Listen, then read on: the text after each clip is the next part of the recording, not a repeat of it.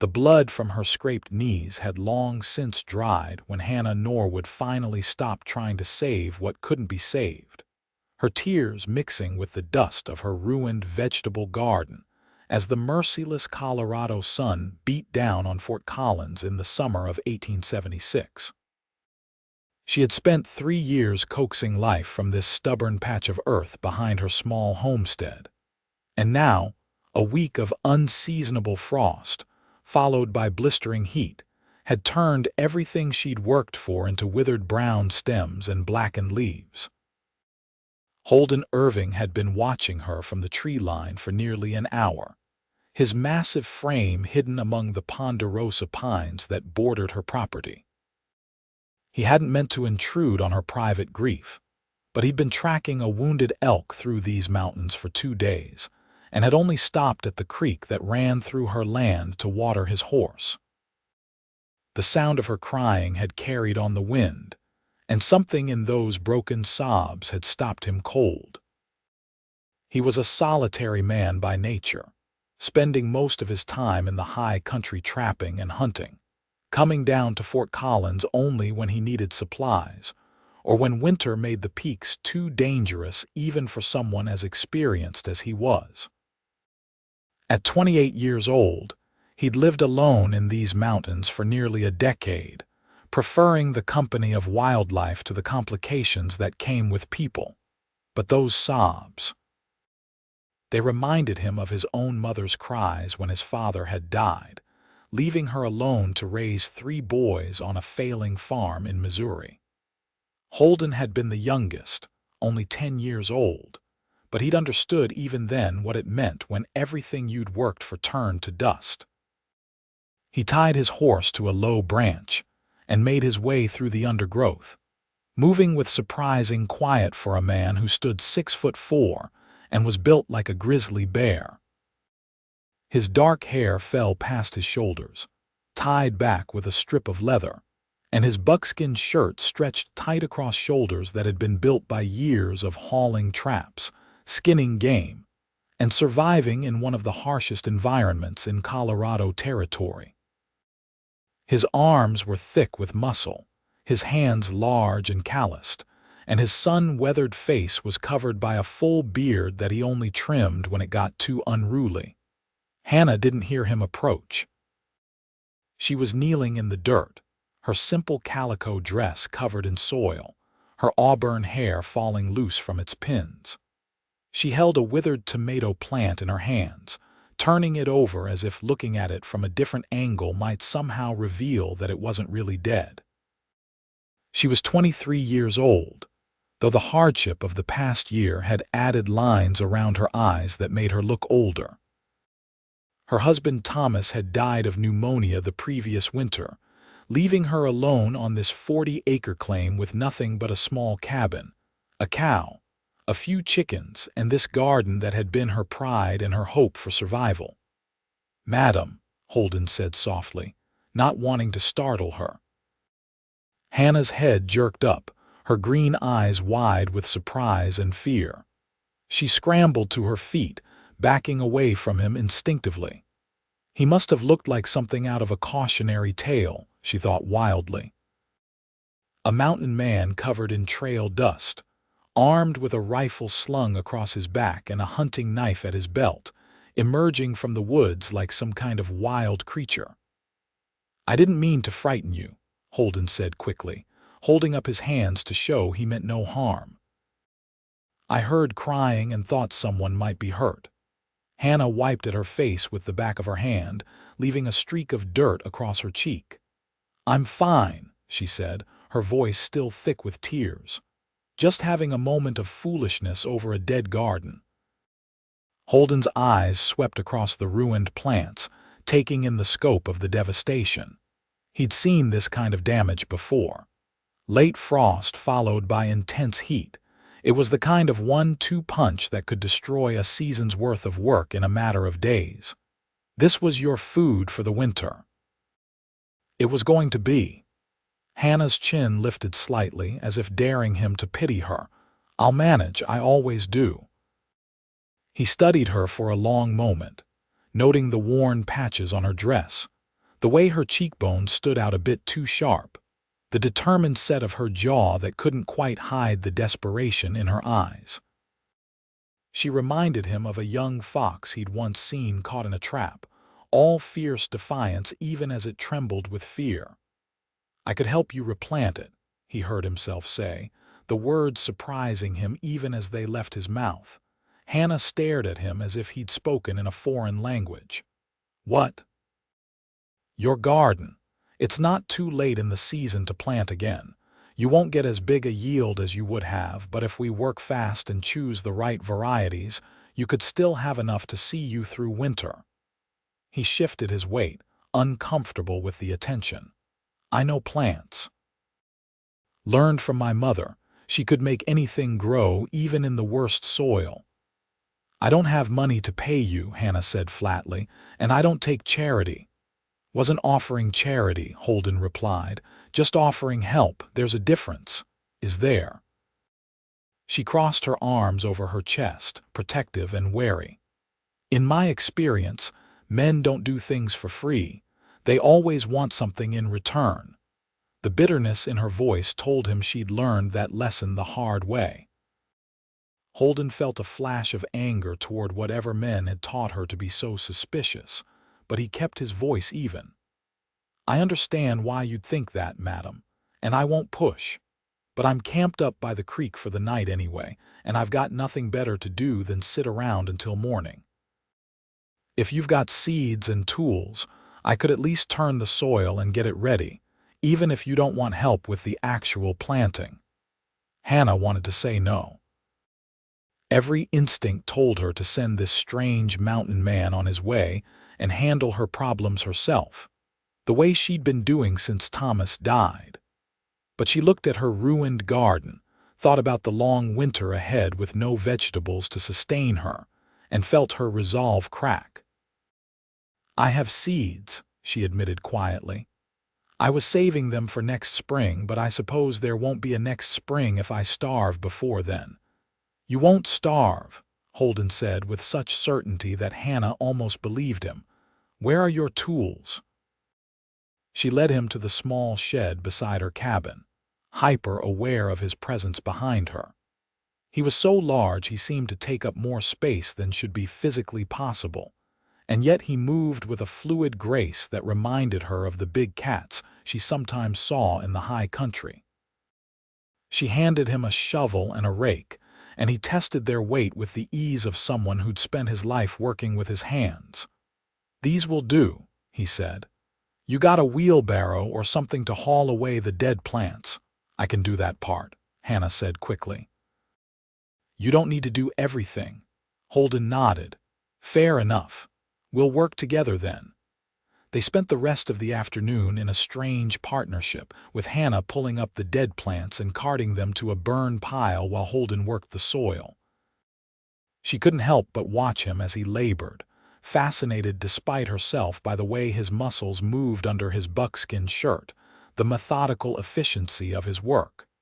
He wasn't just digging randomly. He was examining the soil, testing its composition, working in a pattern that showed real knowledge. "You add any amendments to this?" he called over to her as the sun began to drop toward the mountains. "Amendments? Compost, manure, anything to enrich the soil," Hannah flushed. "I didn't know I was supposed to."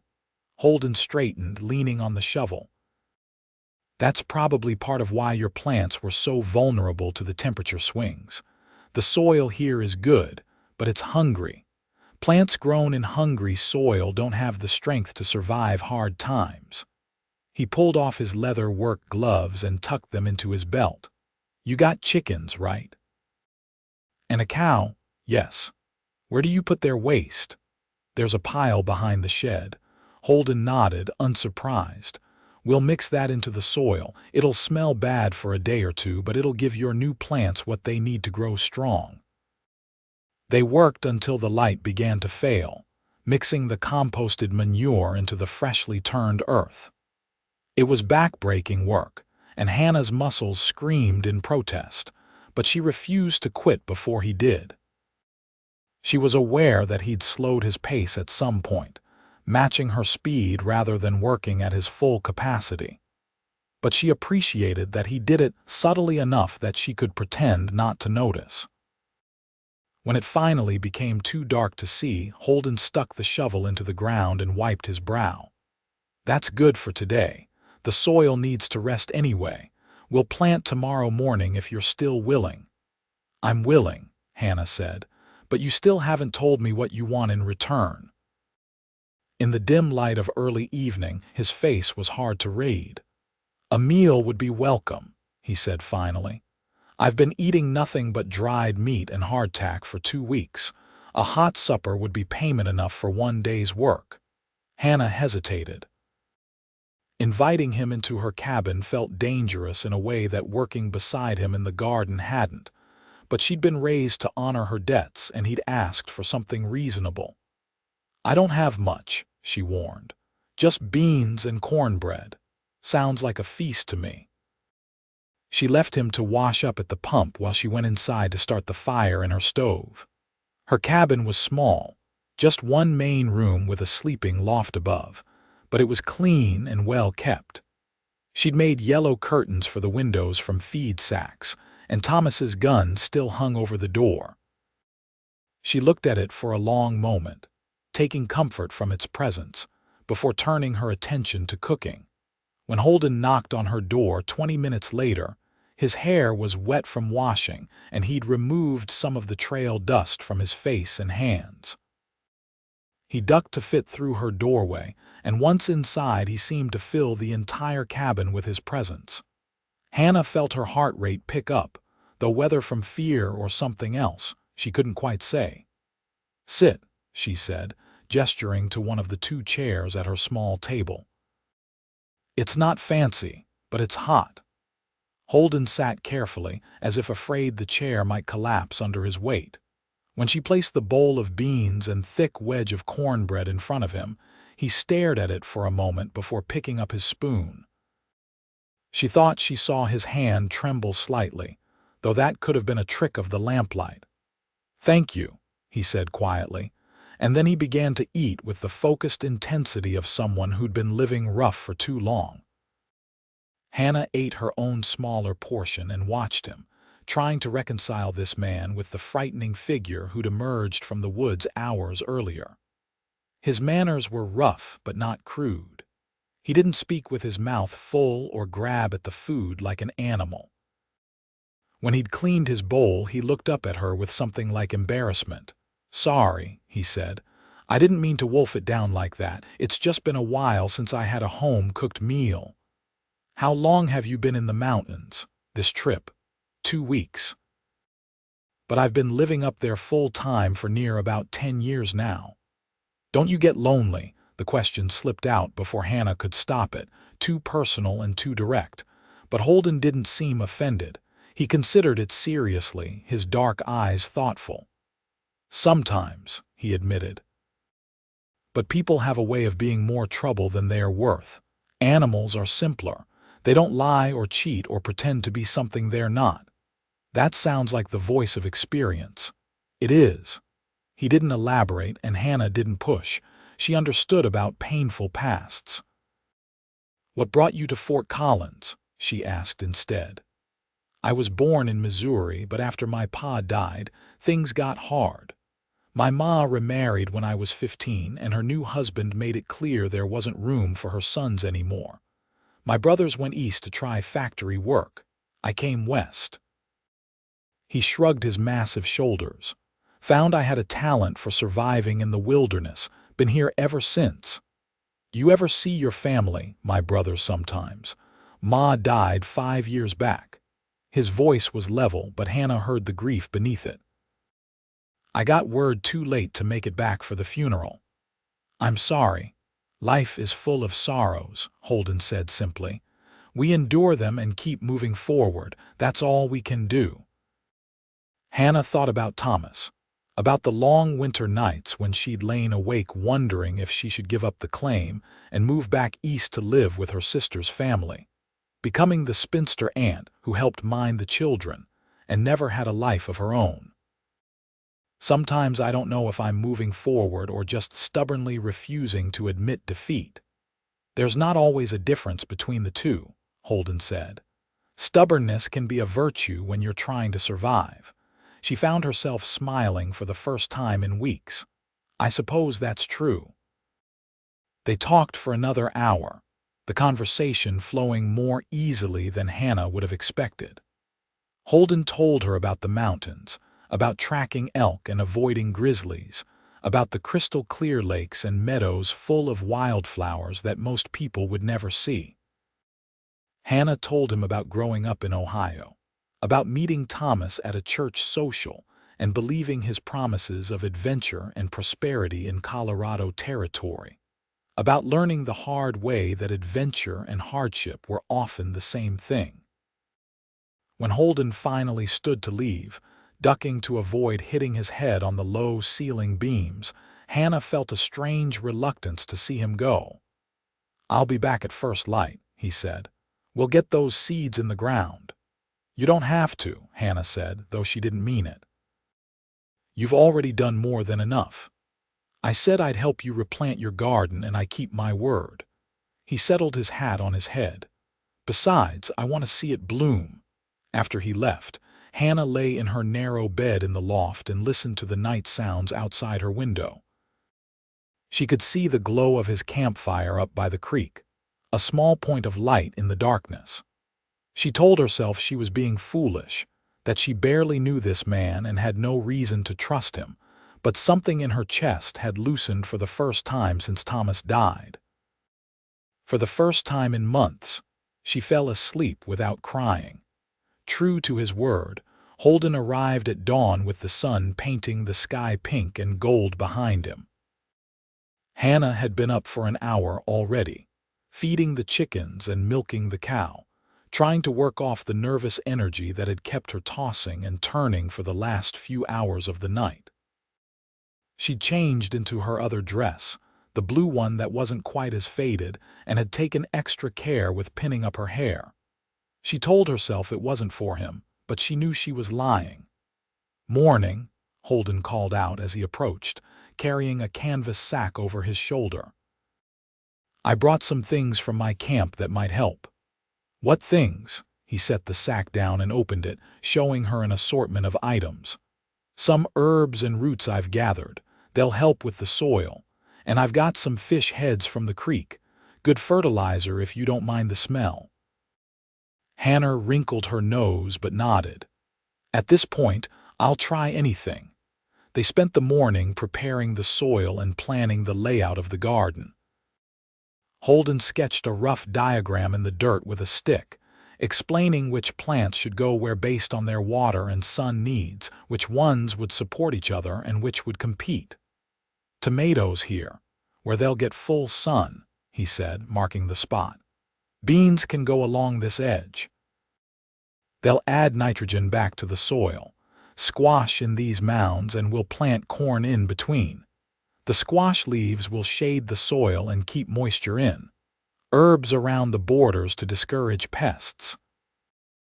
Hannah watched his hands as he drew, fascinated by the contrast between their size and the delicate precision of his movements.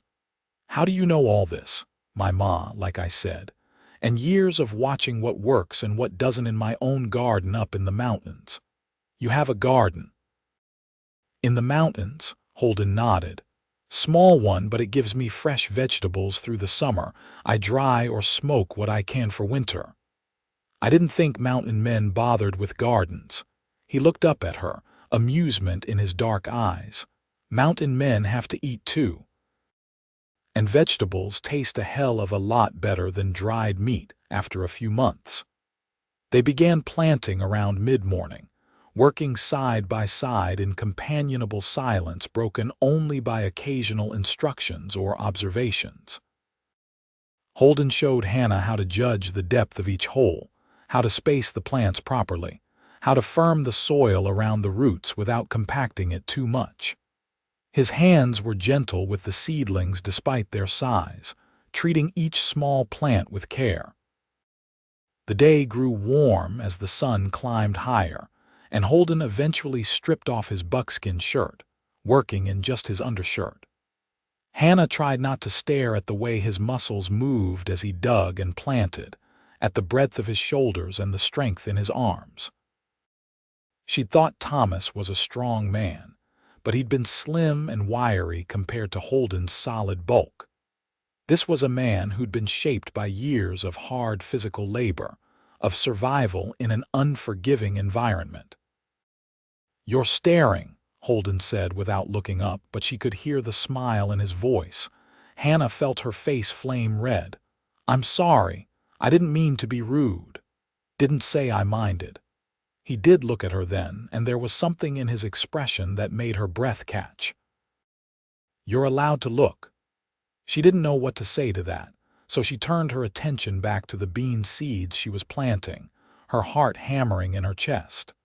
The air between them felt charged somehow, full of possibilities she was afraid to examine too closely. By noon, they'd planted half the garden. Hannah brought out water and some dried apples for lunch, and they sat in the shade of her cabin to eat. Holden drank deeply from the dipper, water running down his chin and soaking into his shirt. He wiped his mouth with the back of his hand and sighed contentedly. "This is good work," he said, looking out at the freshly planted rows. "Honest work." "It's more than I could have done alone," Hannah admitted. "I don't know how to thank you. You already are this." He gestured at the water and apples. "And just being decent company, that's more than enough." "Do you really spend all your time alone up there?" "Mostly. I come down to Fort Collins every few months to sell furs and buy supplies. Sometimes I'll run into other trappers in the mountains, swap stories and news. But yeah, most of the time it's just me and the wilderness." "Doesn't it scare you, being so isolated?" Holden considered this. "The wilderness doesn't scare me, I understand it. I know its rules and how to survive in it.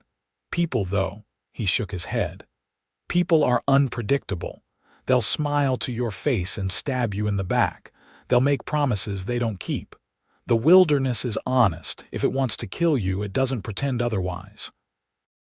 "Someone hurt you," Hannah said softly. "Someone you trusted."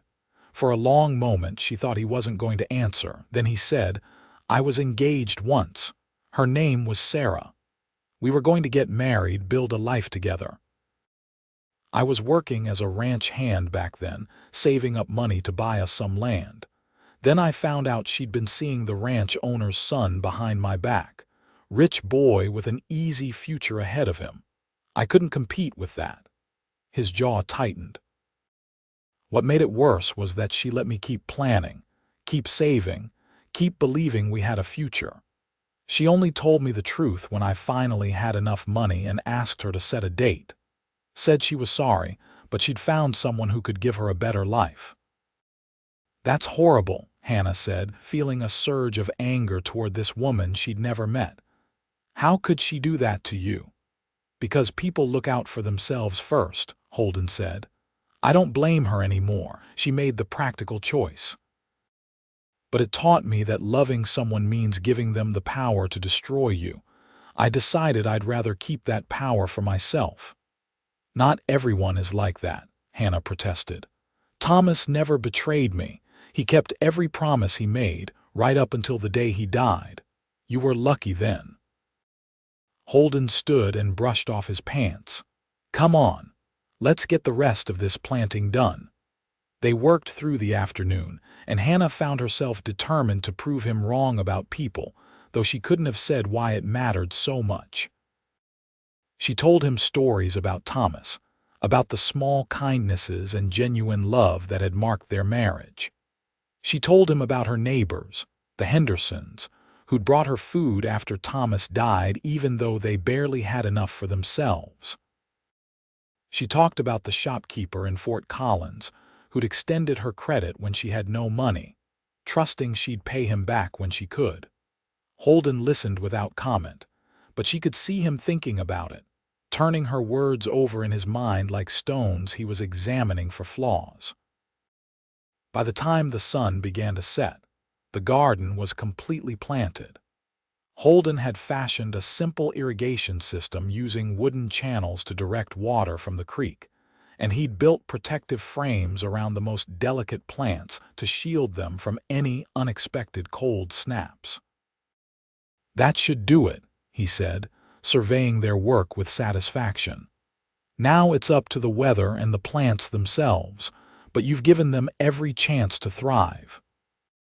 Hannah looked at the neat rows of freshly planted seeds and seedlings, at the rich dark soil they'd prepared so carefully, and felt tears pricking her eyes again.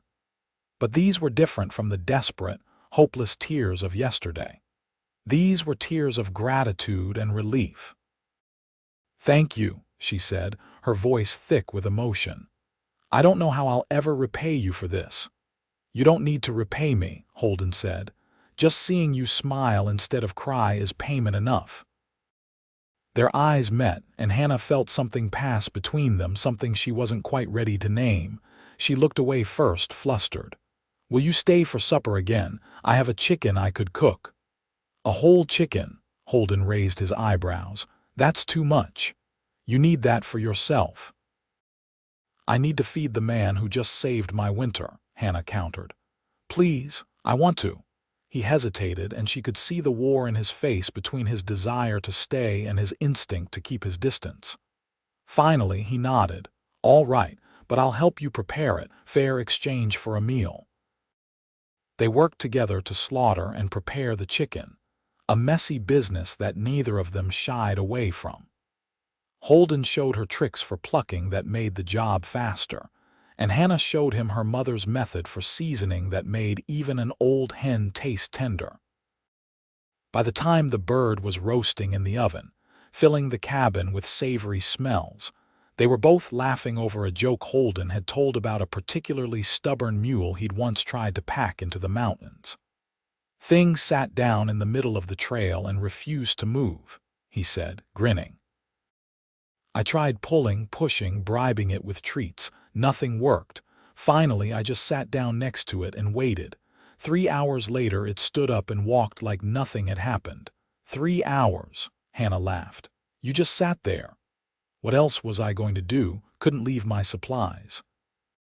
"Sometimes the only way to win is to be more stubborn than whatever's trying to stop you. Is that your philosophy for life, more or less?" He leaned back in his chair, looking more relaxed than she'd seen him. "Stubbornness and patience. Can't have one without the other." Over dinner, their conversation turned more personal. Holden asked about her family, and Hannah told him about her parents who died of cholera when she was 19, about her older sister Margaret who'd married a banker and moved to Denver, about her younger brother who'd gone to California to try his luck in what was left of the gold fields. "Do you ever think about leaving?" Holden asked. "Going to Denver to be with your sister?" "Every day," Hannah admitted. "Especially in the dark times, but this land is mine. Thomas and I filed the claim together, built this cabin with our own hands.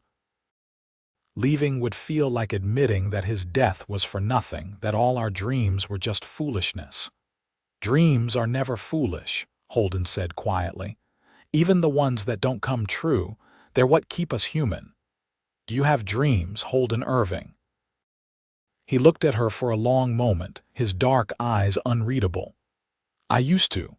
Now I mostly just try to get through each day without making too much of a mess of things. That sounds lonely."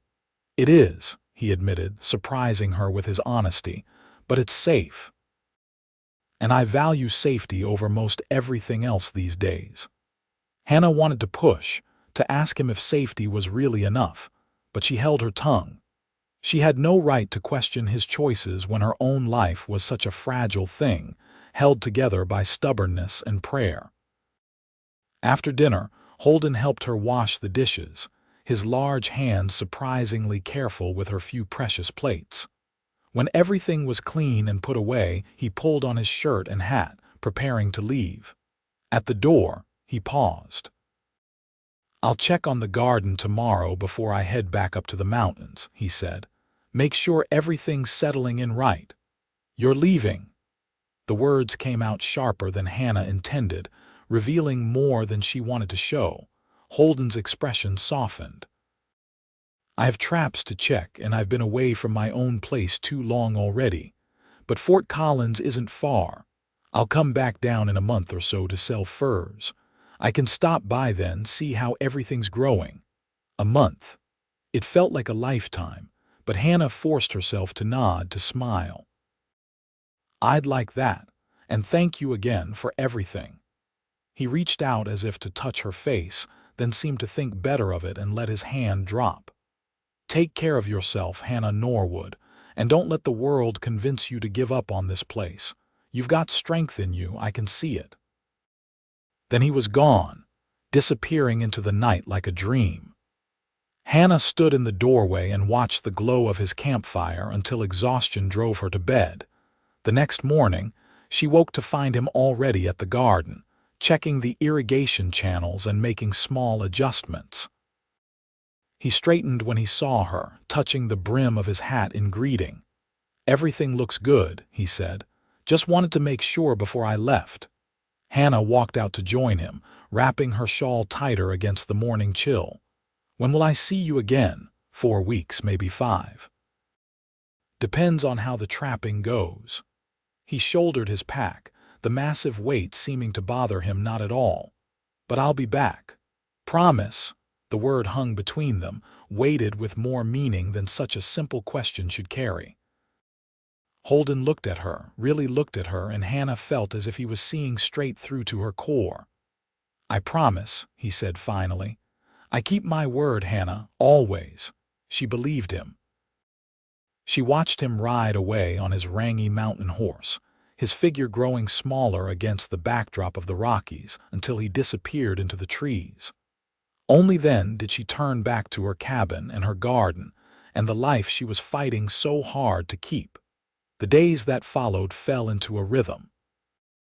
Hannah tended her garden with careful devotion, watching for the first green shoots to break through the soil. She hauled water from the creek every morning, following the channels Holden had built. She pulled weeds and checked for pests and whispered encouragement to seeds that might or might not be listening. At night, she lay in bed and thought about Holden, about his hands gently planting seedlings, about the way he'd listened to her stories without judgment, about the loneliness in his eyes when he talked about his life in the mountains. She told herself she was being ridiculous, that she'd known him for less than 2 full days, that she was just lonely and grateful and confusing those feelings for something more. But when the first tomato plant sprouted, her immediate thought was that she couldn't wait to tell him. When the beans began to climb their poles and the squash spread its broad leaves, she imagined his satisfaction at seeing his work come to fruition. When her neighbor, Mrs.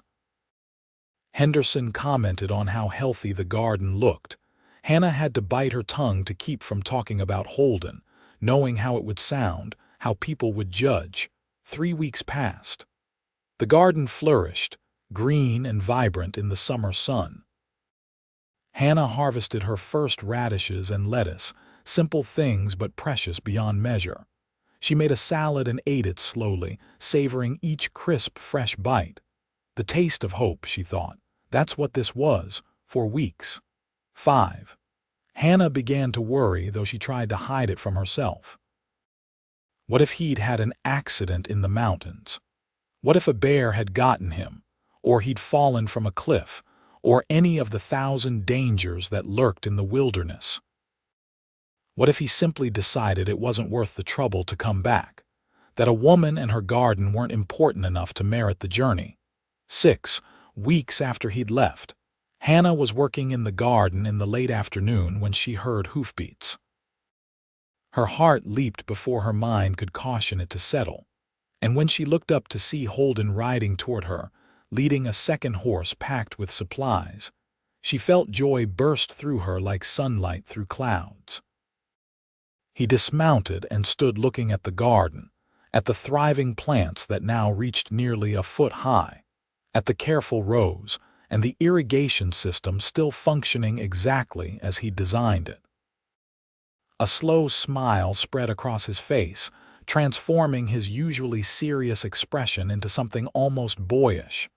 "Look at that," he said softly. "It bloomed for you." "It bloomed because of you," Hannah corrected, walking toward him. She wanted to run, wanted to throw her arms around him, but she held herself back. "You're late. I was starting to worry." "I know. I'm sorry. One of my traps caught a wolverine, and the damned thing destroyed half my others before I could dispatch it. Took me extra time to repair everything." He pulled off his gloves and tucked them into his belt. "But I said I'd come back, and here I am." "Here you are," Hannah echoed, drinking in the sight of him. He looked thinner than she remembered, his beard longer, his clothes more worn. But his eyes were the same, dark and watchful and pleased to see her. "Are you hungry? I was just about to start dinner." "Starving," he admitted. "But first tell me about the garden, any problems, any pests or disease." They walked through the rows together, and Hannah pointed out each plant's progress with pride. The tomatoes were flowering. The beans were heavy with pods. The corn stood knee-high and strong. The squash had already produced several small fruits. Holden examined everything with careful attention, occasionally kneeling to check the soil or inspect a leaf more closely. "You've done excellent work," he said when they'd completed the circuit. "This is thriving. You should have a good harvest." "We should have a good harvest," Hannah corrected. "This is as much your victory as mine." Over dinner, Holden told her about his weeks in the mountains, about the wolverine that had caused him so much trouble, and the black bear he'd seen fishing in a stream, and the elk herd he'd tracked through a high meadow. Hannah told him about her small triumphs and challenges, about Mrs. Henderson's amazement at the garden's recovery, about the shopkeeper in Fort Collins who'd finally been paid off completely. "So you're clear of debt?" Holden asked, looking pleased. "Clear of debt and with enough money set aside to buy seed for next spring," Hannah confirmed. "I sold butter and eggs at the market, and it's been enough to keep me going." "That's good. That's really good, Hannah." They fell silent, and in that silence something shifted. Hannah became acutely aware that they were alone in her cabin as darkness fell outside, aware of the way Holden's eyes kept finding her face, aware of the way her heart sped up whenever he smiled. "How long are you staying in Fort Collins?" she asked, trying to keep her voice casual. "A few days. I need to sell furs and restock my supplies." He hesitated. "I could help you with the garden while I'm here, get it ready for the main harvest that's coming, build you some drying racks for preserving." "You don't have to do that." "I know I don't have to. I want to." He stood and moved to the window, looking out at the night. "The truth is, I've been thinking about this place, about you. The whole time I was up there alone, I kept remembering your garden and wondering if it was growing, wondering if you were all right." Hannah's breath caught in her throat. "Holden." He turned to face her, and the raw honesty in his expression made her chest ache. "I know I said I valued safety and solitude. I meant it when I said it. But these past 6 weeks, I've been lonelier than I've ever been in my life.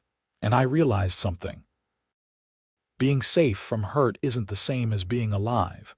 And I don't think I've really been alive for a long time." "What are you saying?" "I'm saying that I'd like to court you, if you'd be willing. I'm saying that I know it's fast and probably foolish, and I'm not the best catch. I'm rough around the edges and more comfortable with animals than people, and I don't have much to offer except strong hands and a stubborn heart.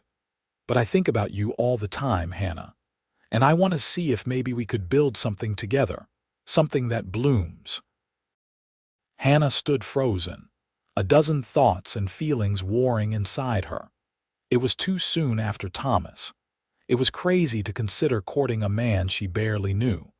It was impractical and rushed and possibly dangerous to open her heart again when she'd barely survived the last heartbreak. But looking at Holden, at the vulnerability in his eyes and the hope he was trying so hard to hide, She felt something in her chest unfurl like a plant reaching toward the sun. "Yes," she heard herself say. "Yes, I'd be willing." The smile that broke across his face was worth every risk. Over the next 3 days, Holden helped Hannah prepare for the coming harvest. He built sturdy drying racks and showed her how to preserve vegetables for winter storage.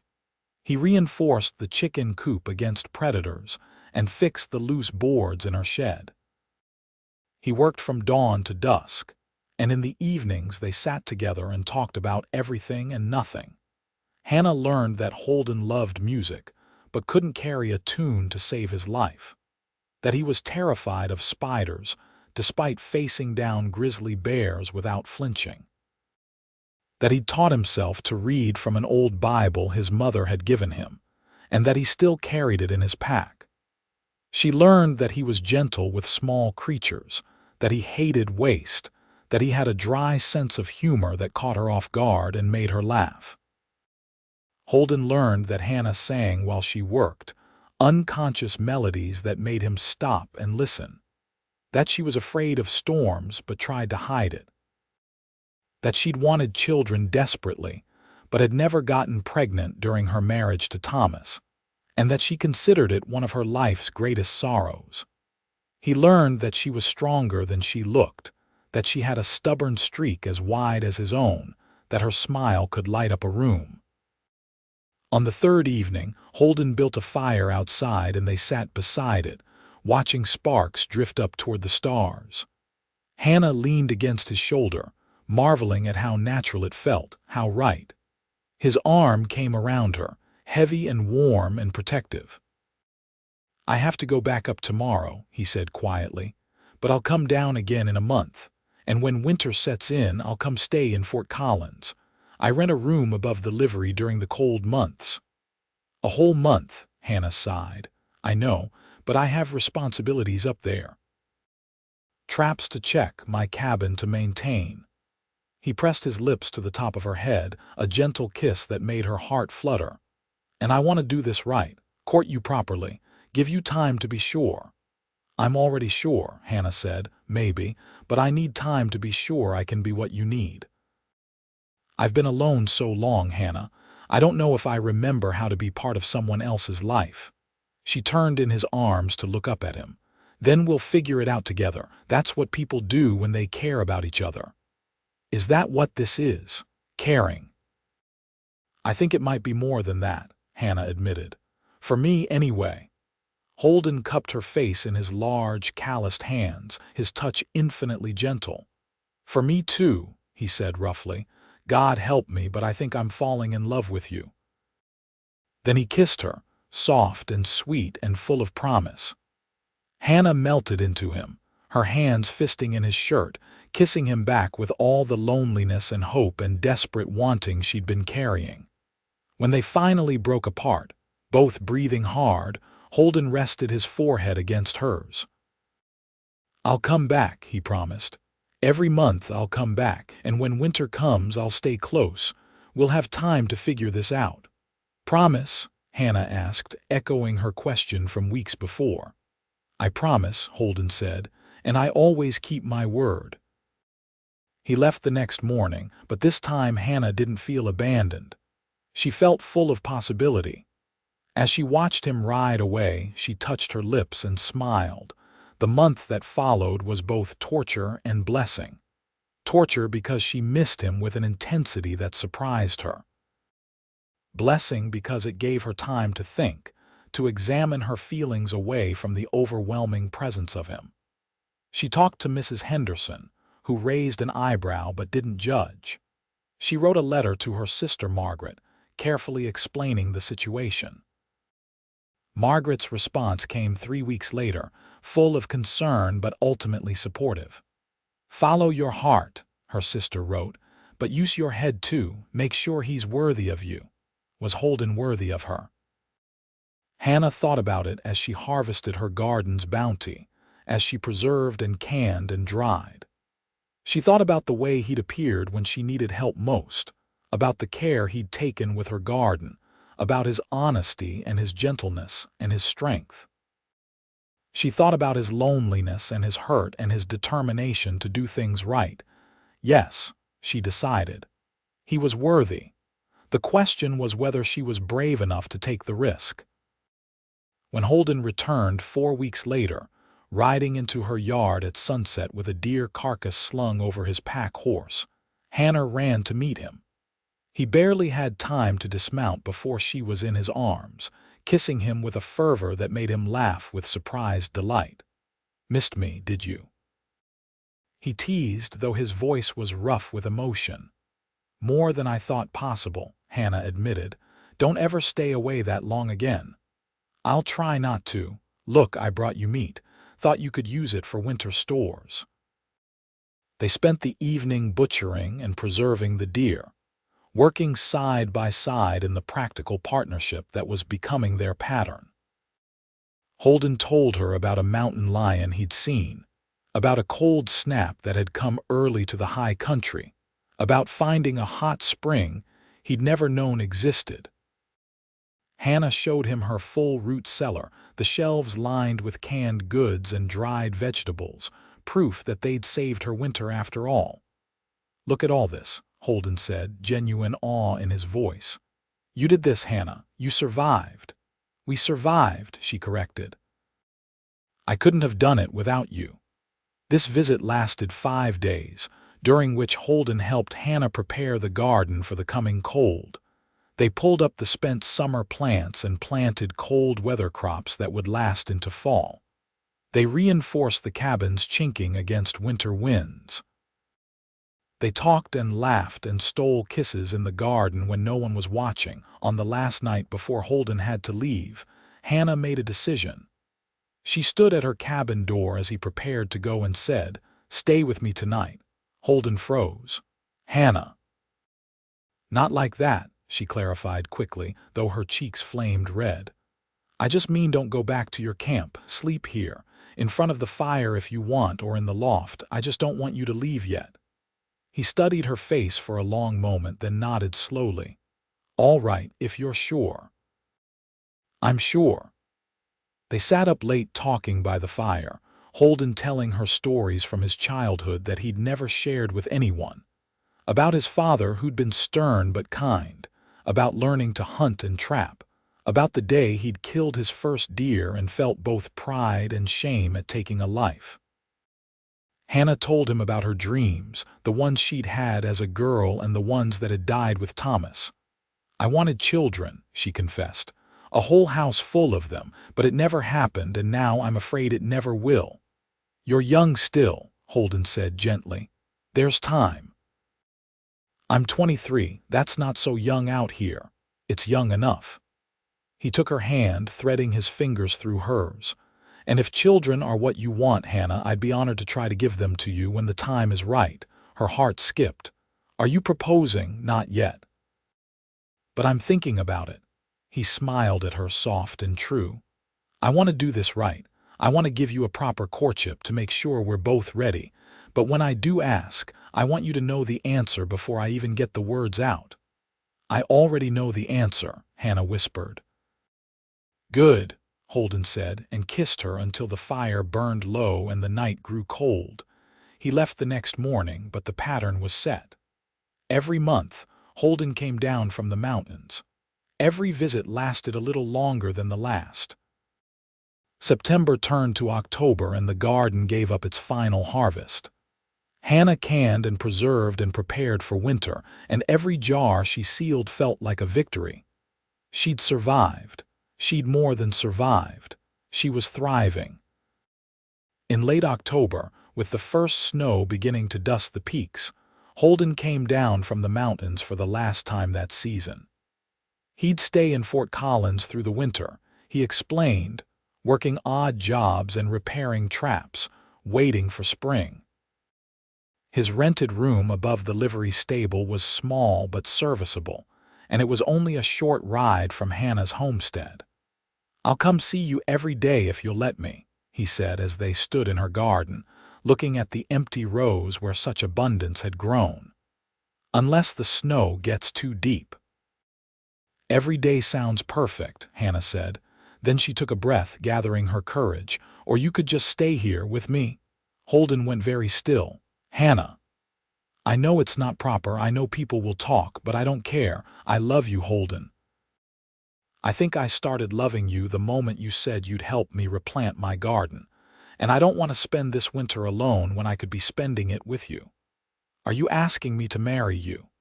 There was wonder in his voice and hope, and something that might have been joy. I'm asking you to stay, Hannah said. The marriage part is up to you. Holden laughed, a big booming sound that echoed off the mountains. Then he swept her up in his arms, spinning her around until she was dizzy and laughing too. Yes, he said when he finally set her down. Yes to staying, and yes to marriage, and yes to everything with you. I love you, Hannah Norwood. You made me believe in happiness again. You made me want to be part of the world instead of hiding from it. Is that a proper proposal? Hannah teased, though tears were streaming down her face. Probably not. Let me try again. He dropped to one knee right there in the empty garden, taking her hand in his. Hannah Norwood, you are the strongest, kindest, most stubborn woman I've ever known. You saved me just as much as I helped you, maybe more. Will you marry me and let me spend the rest of my life trying to make you as happy as you've made me? Yes, Hannah said, pulling him to his feet so she could kiss him. Yes, yes, yes. They were married 2 weeks later in a simple ceremony at the small church in Fort Collins. Mrs. Henderson stood up as witness, tears streaming down her weathered face. The preacher seemed slightly scandalized by the speed of the courtship, but performed the ceremony anyway, his doubts overcome by the way Holden and Hannah looked at each other, as if they were the only two people in the world. Holden moved his few possessions into Hannah's cabin, and they began their life together as husband and wife. Winter came early and hard that year, with snow piling high and temperatures dropping below zero for weeks at a time. But inside the cabin, there was warmth and love and laughter. Holden proved to be an attentive husband, helping with the daily chores without being asked, cooking when Hannah was tired, holding her through the long, dark nights. Hannah discovered that living with Holden was both easier and more complicated than she'd expected. He had habits formed by a decade of solitary living, like his need for silence in the mornings and his tendency to pace like a caged animal when the weather kept him inside for too long. But he was also tender and patient, willing to talk through disagreements instead of letting them fester, quick to apologize when he was wrong. By Christmas, Hannah knew she was pregnant. She waited until Christmas morning to tell him, presenting the news like a gift as they sat beside the tree he'd cut from the forest and decorated with strings of popcorn and dried berries. "I'm going to have a baby," she said simply, watching his face. Holden's expression went through a series of changes so quickly she couldn't track them all. Shock, disbelief, fear, and finally a joy so profound it brought tears to his eyes. "A baby," he repeated, his voice breaking. "We're going to have a baby. We are." Hannah took his hand and placed it on her still flat stomach. "In late summer, if I'm calculating right." Holden pulled her into his arms, holding her as if she were made of glass and might shatter. "Thank you," he whispered into her hair. "Thank you for choosing me, for giving me this life." "Thank you for saving my garden," Hannah whispered back. "For giving me hope when I'd lost it all." The winter months passed slowly, each day bringing them closer to spring and to the new life growing inside Hannah. Holden became even more protective, insisting on doing all the heavy work himself, fretting over her health. Hannah found it endearing even when it was frustrating. "I'm pregnant, not made of porcelain," she protested one February afternoon when he refused to let her carry in firewood. "You're carrying my child," Holden countered, "and I'll be damned if I let anything happen to either of you. Nothing's going to happen, I know, because I'm going to make sure of it." In March, as the snow began to melt and the first signs of spring appeared, They started planning the new garden. It would be bigger this year, Holden decided. They'd have another mouth to feed eventually, and he wanted to make sure they had plenty. They drew up elaborate plans, debating the merits of different vegetables and where to put them. Pumpkins, Hannah said firmly. I want to grow pumpkins for our baby to play with in the fall. Pumpkins it is, Holden agreed, adding them to the sketch. And we'll put a bench under that cottonwood tree so you can sit and watch while I work. While we work, Hannah corrected. I'm not going to sit around like a lady of leisure just because I'm expecting. Stubborn woman, Holden said fondly, kissing her forehead. You love it. I love you, he corrected. The stubbornness is just part of the package. They planted the garden together in April, Holden doing the heavy digging while Hannah planted seeds and seedlings. Her belly was starting to round now, visible proof of the life they'd created. Holden couldn't seem to stop touching it, his large hands gentle on the curve of her stomach, talking to the baby as if it could already hear him. Going to teach you to track, he told Hannah's belly one afternoon as they worked. And hunt and trap. Going to show you the mountains, all the secret places I've found. What if it's a girl? Hannah asked, amused. Then I'll teach her all those things anyway, Holden said firmly. Any child of ours is going to know how to survive in this world, boy or girl. The garden grew, and so did Hannah. By June, she was heavy with child, moving slowly but refusing to stop working. The vegetables came in strong and healthy, and Holden harvested them carefully, bringing Hannah the first ripe tomato with the pride of a man presenting a precious jewel. Look at this, he said, holding it up to the light. Perfect, just like you. I'm hardly perfect right now, Hannah laughed, gesturing at her swollen body. I'm huge and waddling like a duck. You're beautiful, Holden said seriously, carrying our child, creating life. There's nothing more beautiful than that. In late August, as the garden reached its peak of abundance, Hannah's labor began. Holden rode like a madman to fetch Mrs. Henderson, who served as midwife for most of the women in the area. The next 12 hours were the longest of Holden's life, pacing outside the cabin while Hannah labored within, Mrs. Henderson's calm voice occasionally breaking through Hannah's cries of pain. When he finally heard a baby's wail, Holden burst through the door despite Mrs. Henderson's protests. Hannah lay exhausted on the bed, her hair plastered to her forehead with sweat, but she was smiling. In her arms was a tiny, red-faced bundle that was screaming with impressive volume. A boy, Mrs. Henderson announced, stepping back to let Holden approach. Healthy as a horse and twice as loud. Holden knelt beside the bed, staring at his son with wonder. The baby had a shock of dark hair and his eyes were screwed shut as he wailed. Holden reached out with one large finger and the baby immediately grasped it, his crying stopping as if by magic. Hello there, little one, Holden said softly. I'm your papa. And I'm your mama, Hannah added, tears streaming down her face. And we love you so much already. They named him Henry Thomas Irving, honoring both of their fathers. Henry proved to be a healthy, happy baby who rarely fussed and seemed fascinated by everything around him.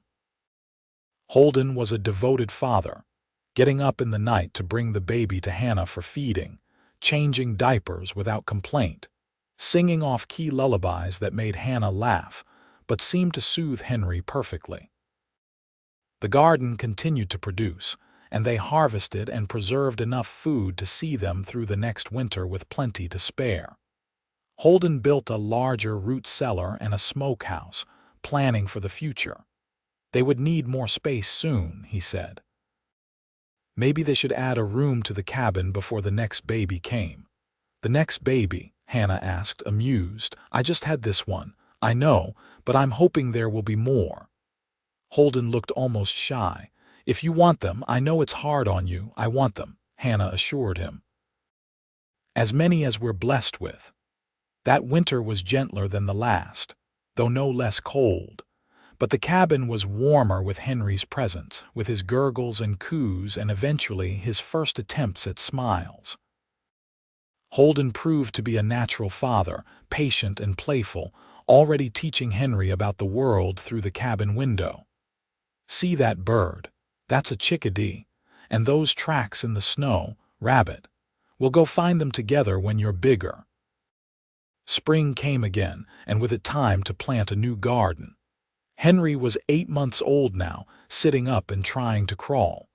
Hannah set up a blanket for him near the garden so he could watch as they worked. Holden expanded the garden even more, adding fruit trees along the edges that would take years to bear but would eventually provide even more food.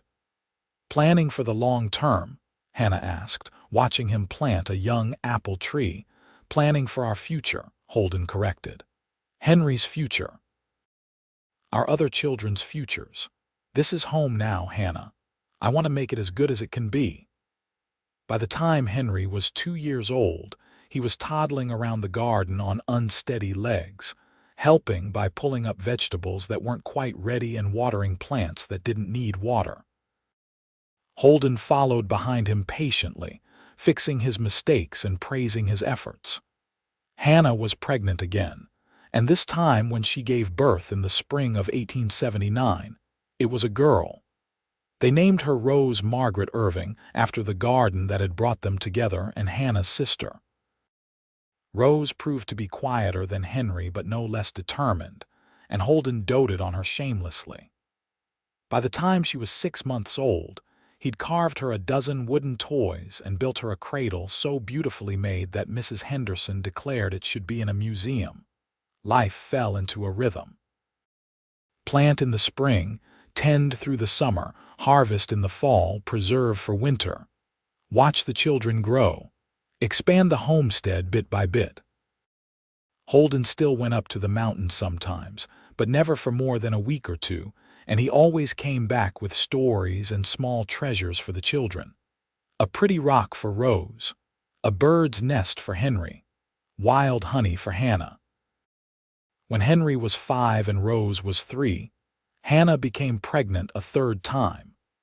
This pregnancy was harder than the others, and she spent much of it on bed rest while Holden juggled caring for 2 energetic children, maintaining the homestead, and worrying about his wife.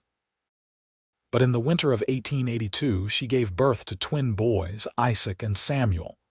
4 children, Holden said, staring at the babies with wonder. "We have 4 children, Hannah." "We do," Hannah agreed tiredly. "Think we can handle it? We've handled everything else," Holden pointed out. "We'll handle this too." And they did. The homestead expanded to accommodate their growing family. Holden built additional rooms, a larger barn, better fences. The garden grew to feed them all, with Henry old enough now to help with the planting and harvest. Rose showed a talent for preserving and canning that made Hannah's heart sing. The twins were rambunctious and loud and kept everyone on their toes. On a summer evening in 1885, Holden and Hannah sat on the porch they'd built the previous year, watching their children play in the garden. Henry was teaching Rose how to identify different plants while the twins chased each other between the rows. "You ever regret it?" Hannah asked, leaning against Holden's shoulder. "Giving up your solitary life in the mountains?" Holden looked at her in genuine surprise. "Regret? Not for a single moment. This." He gestured at the garden, the children, the life they'd built. "This is everything I never knew I wanted. You gave me a home, Hannah. A real home with love and laughter and purpose. How could I regret that? I just know you valued your solitude." "I valued safety," Holden corrected. "But you taught me that love is worth the risk. That being part of something bigger than yourself is what makes life worth living." He pressed a kiss to her temple. "I'd choose this life 1,000 times over. I'd choose you 1,000 times over."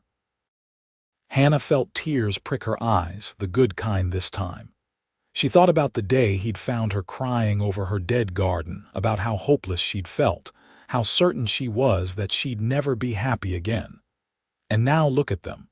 4 beautiful children, a thriving homestead. A love that had grown deeper and stronger with each passing year. "I love you," she said softly. "I love you too," Holden replied. "More than I ever thought possible to love someone." Henry came running up to the porch then, breathless and excited.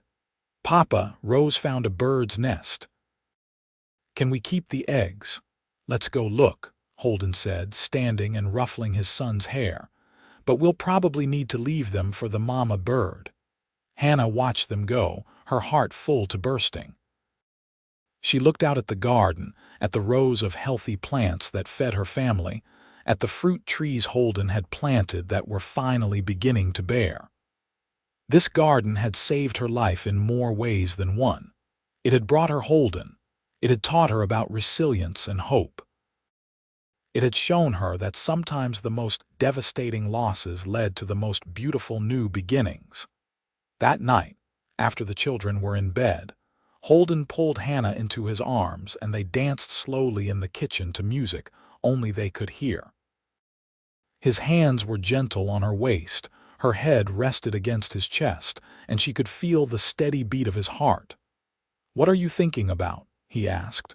"About gardens," Hannah said. "About how you have to tend them carefully, give them what they need to grow. How sometimes the most beautiful things come from the darkest soil." "Are we still talking about vegetables?" Holden asked, amused. "No," Hannah admitted. "We're talking about us, about how you replanted my life when I thought nothing would ever grow again." Holden tilted her face up to kiss her, slow and sweet and full of all the love they'd built together. "We replanted it together," he said against her lips, "and look how it's bloomed." Outside, the garden stretched out under the stars, full of life and promise. Inside, the family that had grown from a single act of kindness slept peacefully. And in the morning, there would be new seeds to plant, new growth to tend, new seasons to face together. The years continued to roll by, each one adding new layers to their story. Henry grew tall and strong like his father, and when he turned 18 in 1893, he announced his intention to stake his own claim further west. Holden and Hannah helped him prepare, giving him tools and seeds and advice, watching with bittersweet pride as he rode away to start his own life. Rose married a young teacher from Fort Collins in 1895, a gentle man who appreciated her quiet strength and skill with growing things. She and her husband built a house just a few miles from Hannah and Holden's homestead, close enough to visit often. When Rose had her first child, Hannah held her granddaughter and thought about the circle of life, about how everything that grew eventually planted its own seeds. The twins stayed closer to home, working alongside Holden as they expanded the homestead into a small ranch. They raised cattle and horses in addition to maintaining the ever-present garden that fed them all. They built their own cabins on the property, found wives of their own, started their own families. By the turn of the century, Holden and Hannah were in their 50s, their hair graying but their love as strong as ever. The original cabin had been expanded so many times it was barely recognizable, but the garden remained in the same spot where Holden had first replanted it 24 years earlier. "I think about that day sometimes," Hannah said one afternoon as they worked together in the garden, their movements slower now but no less sure. "The day you found me crying." "I think about it too," Holden admitted. "I almost didn't come down from the trees. Almost decided it wasn't my business, whatever was making you cry." "What made you change your mind?" Holden paused in his weeding, considering. "Something in the sound of it. Your crying. It wasn't angry or bitter. It was just so sad, so full of loss. And I thought about my ma after my pa died, how she'd cried like that. How much I'd wished someone would help her." He looked at Hannah, his dark eyes still as intense as they'd been all those years ago. "I couldn't help my ma, but I could help you." "You did more than help me," Hannah said softly. "You saved me. You gave me a reason to keep fighting." "We saved each other," Holden corrected, reaching over to take her hand. His grip was still strong despite the arthritis starting to settle into his joints. "I was dying up there in those mountains, Hannah. Slowly dying of loneliness and telling myself it was what I wanted. You taught me how to live again." They worked in comfortable silence for a while, tending the plants that had become as much a part of their family tradition as Sunday dinners and holiday gatherings. The garden fed not just them anymore, but their children and grandchildren, each generation learning the lessons Holden had taught about patience and care and giving things what they needed to grow. In 1904, Holden fell ill with pneumonia. Hannah nursed him through it with fierce determination, refusing to let him give up, just as he'd once refused to let her give up on her garden. He recovered, but the illness left him weaker, his breathing labored. The doctor in Fort Collins suggested he might not have many years left. "Then we'll make the most of the time we have," Hannah said firmly when the doctor had left. "We've been given 28 years together, Holden. 28 years of love and family and happiness. That's more than most people ever get." "Not enough," Holden said hoarsely. "I want 50 more years with you. So do I. But if we can't have 50, we'll treasure every day we do have." And they did. Holden's health declined slowly over the next few years, but his spirit remained strong. He still tended the garden every day, though now he often had to rest halfway through. He still told stories to his grandchildren, teaching them about tracking and plants and survival. He still held Hannah every night, grateful for every breath they shared.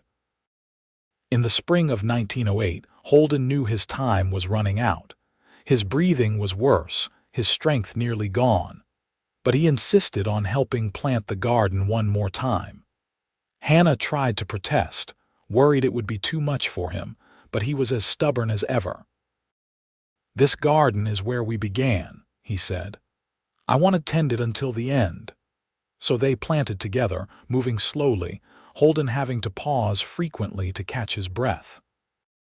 Their children and grandchildren helped, turning what was usually a few days of work into a family celebration that lasted a week. When the last seed was in the ground, Holden sat on the bench he'd built 32 years earlier and looked at his family with deep satisfaction. "This is good," he said. "This is a good life we built, Hannah." "The best life," Hannah agreed, sitting beside him and taking his hand. That night, Holden died peacefully in his sleep, Hannah's head on his shoulder, their fingers intertwined. He was 59 years old, and he'd spent the last 32 years of his life proving that love was worth the risk, that opening your heart didn't make you weak, it made you strong. Hannah grieved him deeply, but not with the hopeless despair she'd felt when Thomas died. This was a different kind of grief, sharp but not bitter, painful but not devastating, because Holden had left her with so much. 4 children who'd grown into good people, grandchildren who would carry on their legacy, a thriving homestead built on love and hard work, and memories of a love story that had started with tears in a dead garden and ended with a life so full it could barely be contained. Every spring, Hannah continued to plant the garden, helped by her children and grandchildren. Every summer, she tended it with care, teaching the youngest ones the lessons Holden had taught her about patience and nurturing. Every fall, she harvested it and preserved its bounty. And every winter, she sat by the fire and remembered the mountain man who'd seen her crying and decided to help, changing both their lives forever. Hannah lived for another 15 years, passing away peacefully in 1923 at the age of 70. She was buried next to Holden on a hill overlooking the homestead, with a view of the garden that had brought them together. Their children and grandchildren continued to work the land, each generation adding their own chapters to the story, but never forgetting the foundation on which it all was built. The garden still bloomed every year, season after season, decade after decade.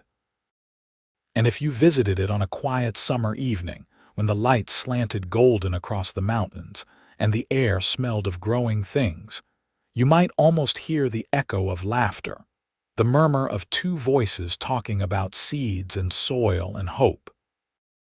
You might almost see the ghost of a tall man with broad shoulders working beside a woman with auburn hair, their hands in the earth, their hearts entwined, proving that the most beautiful gardens are the ones we plant together. Because in the end, that's what Holden and Hannah's story was really about. Not just vegetables and survival, though those were important, but about two broken people who found each other in their darkest moments and chose to build something beautiful together. About a garden that started as a desperate attempt to survive and became a symbol of hope, resilience, and love that lasted beyond their lifetimes. The garden bloomed for them, yes.